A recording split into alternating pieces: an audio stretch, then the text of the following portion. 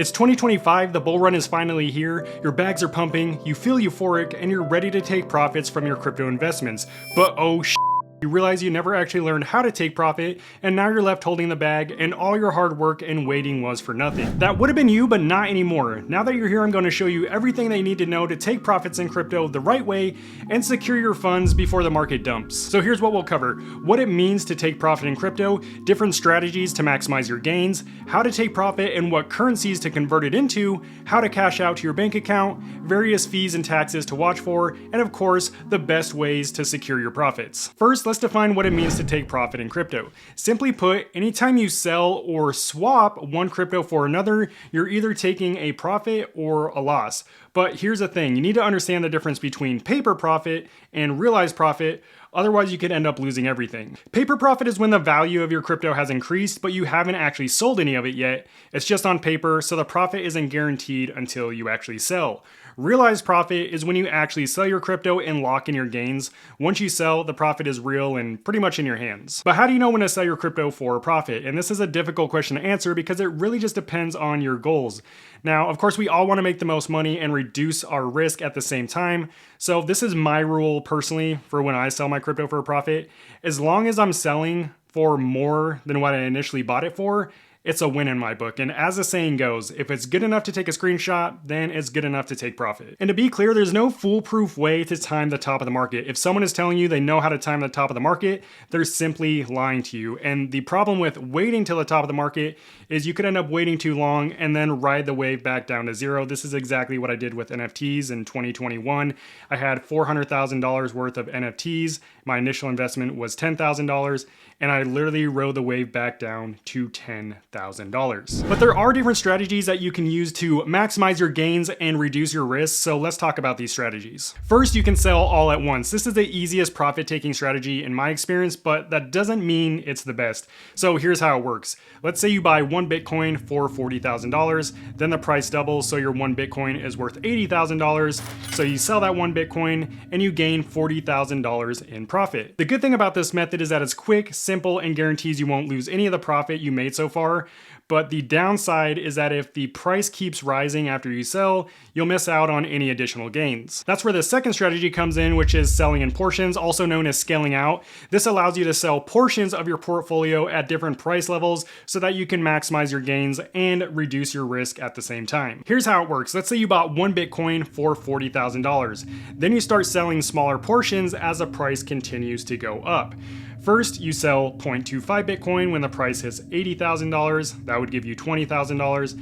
Then you could sell another 0.25 Bitcoin at $90,000, giving you $22,500. And finally, you can sell the remaining 0.5 Bitcoin when it reaches $100,000, giving you $50,000. By selling in stages with this strategy, you end up with a total profit of $92,500 versus if you just sold everything at once for $80,000. So this approach helps you manage risk by taking profits gradually, and it gives you the chance to make more money if the price keeps increasing over time. But if the price falls below what you paid before you've sold everything, you might end up losing money. This last strategy is what I call de-risk and hold, and this is one of my personal favorite strategies and probably one of the smartest moves you can make as a crypto investor, especially if your goal is to reduce risk. And this is just where you take out your initial investment and then leave the rest in and let it ride as the market does its thing. So here's how it works. Let's say you buy one Bitcoin for $40,000 and then the price of that one Bitcoin rises to $80,000.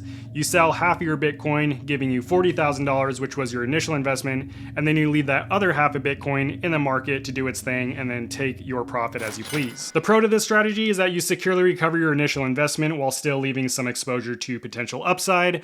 But if the price drops below your initial investment or your cost basis, before you sell the rest, you would only break even. So how do you know which profit-taking strategy is best for you? It's not like there's some formula that you can enter and figure out what one is best for you, but I have narrowed it down to a few key points that will ultimately help you make the best decision. So if you want simplicity and guaranteed profits, I'd go with sell all at once. If you like the idea of managing risk while still having room for growth, I'd opt for the partial sell strategy. And if you want to recover your initial investment and keep some exposure for further gains, de-risk and hold is always a safe bet. Now you might have noticed I didn't mention setting a stop loss or profit taking order, which is an automatic order you can set up so that your crypto sells itself once it hits a certain price target. Now the main reason I didn't mention this strategy is because if you want to use this strategy, you have to have your crypto on a crypto exchange, and I don't keep my crypto on a crypto exchange, so I don't use this strategy. And there are a lot of reasons why I don't keep my crypto on exchanges, but in short, these are my main reasons. If you keep crypto on an exchange, you don't actually control it. Exchanges can freeze your funds or even lock your account at any time. During bull runs, many exchanges experience outages, and some exchanges have been known to shut down entirely. I've had my funds frozen on several occasions while using popular crypto exchanges like Coinbase, who froze my crypto for well over a month after my initial purchase. And Coinbase has also experienced downtime when Bitcoin pumps, which means people can't even sell their crypto if they wanted to. And this is the main reason why I don't feel comfortable keeping my crypto on an exchange. So I keep all of my crypto on a cold storage wallet where I have full control. I don't have to worry about anyone freezing my funds or an exchange shutting down. I can sell my crypto when I want to. I can transfer it when I want to. Ultimately, it's all about having control. If you're not using a cold wallet to store your crypto right now as you watch this video, not only is your crypto at risk, but so are your potential future profits. Whether you keep your crypto on a platform like Coinbase or Robinhood, or even in a hot wallet like MetaMask or Phantom, your crypto is at risk of either being frozen or stolen by hackers. So it is possible that you won't even be able to take profit if you're not securing your crypto right now. I hope you do. That's why I hope you look into and really consider getting a cold wallet. And if you think that using a cold wallet is too difficult or you have no idea where to start, I'll leave my full guide to using crypto wallets, including cold wallets, in the description of this video if you want to check it out. I'll also be showing you my favorite cold wallet later in this video. Anyways, choosing a profit-taking strategy is only part of the equation. You also need to consider what currency you're going to convert your crypto into, as this will directly affect how you sell your crypto and where you store it. When you sell your crypto for a profit, you have a few options for what you can convert it into. You could sell it for a stable coin like USDT, you could sell it for fiat, your native currency, or you could sell it for another cryptocurrency like Bitcoin. But all these options have their own list of pros and cons that we need to talk about. First, let's talk about taking profit by converting your crypto into a stable coin like USDC or USDT.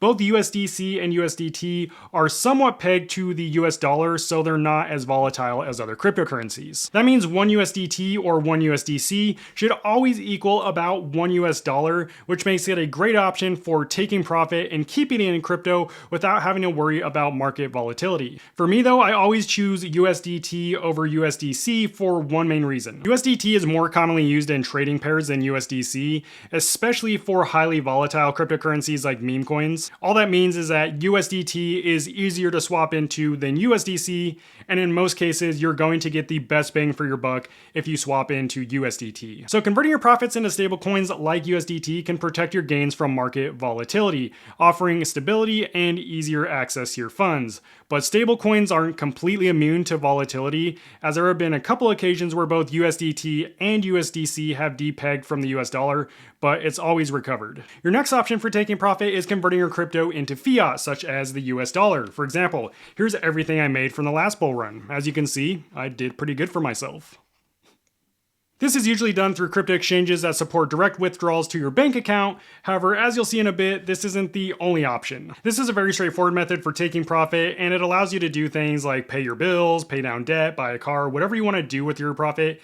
And if you're wondering, you don't necessarily have to contact your bank if you plan on sending a large sum of crypto from a crypto exchange to your bank account.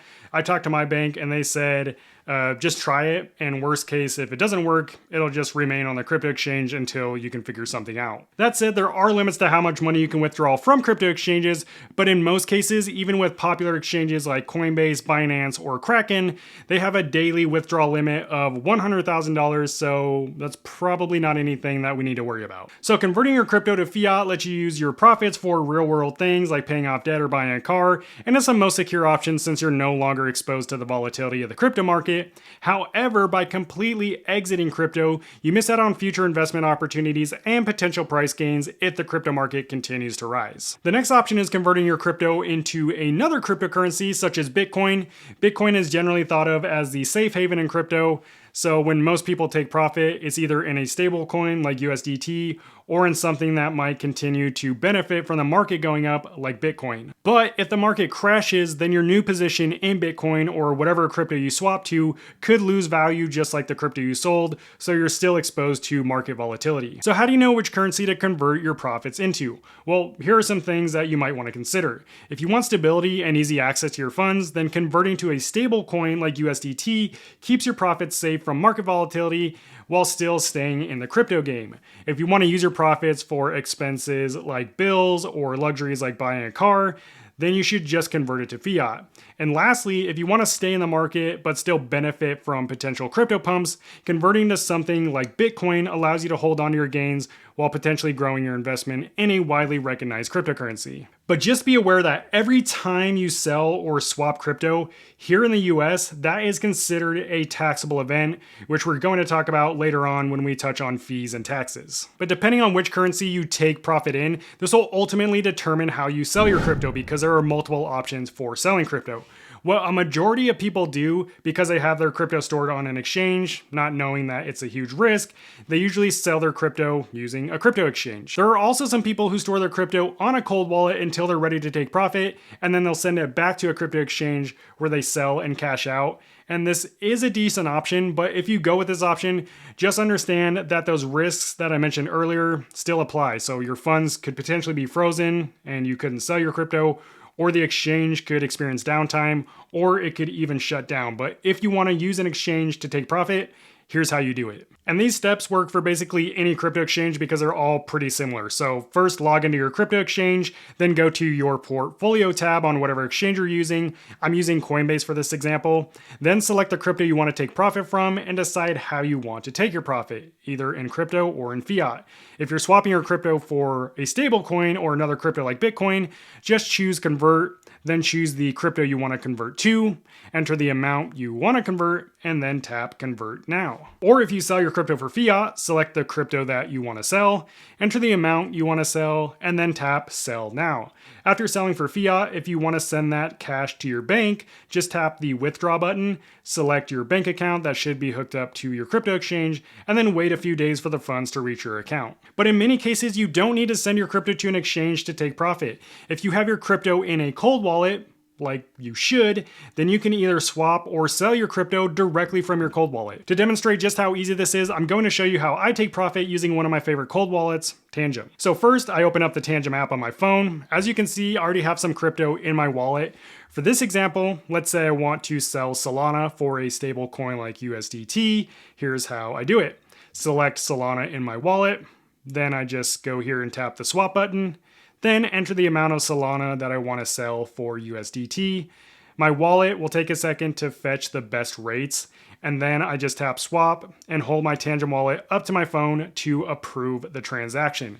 Then in less than a minute, in most cases, my Solana will be swapped for USDT and then securely stored back in my cold wallet. Now let's say I want to sell my USDT for cash and send it to my bank. To do that, I just select USDT in my wallet, scroll over and tap the sell button, and this will bring up a third-party exchange called MoonPay. If it's your first time using MoonPay, you'll need to set up an account, which is free and really the same process as setting up any crypto exchange account like Coinbase.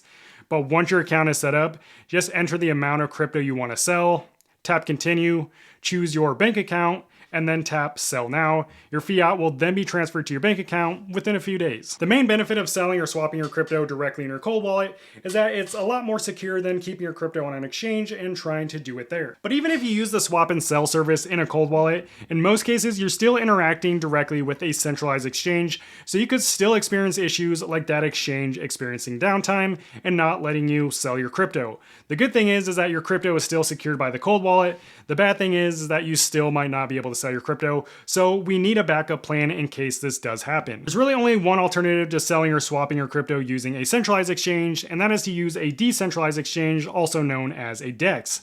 DEXs operate directly on the blockchain, so there are no middlemen or anything needed to complete these transactions. It's all carried out by smart contracts. So DEXs don't experience the same issues that centralized exchanges do, like downtime, at least in most cases. So it makes it a really good option to sell your crypto or swap your crypto, especially during the bull run when everything is just slam-packed busy. Popular DEXs like Pond0x, Uniswap, and PancakeSwap let you connect your crypto wallet, such as Tangem, directly to their platforms.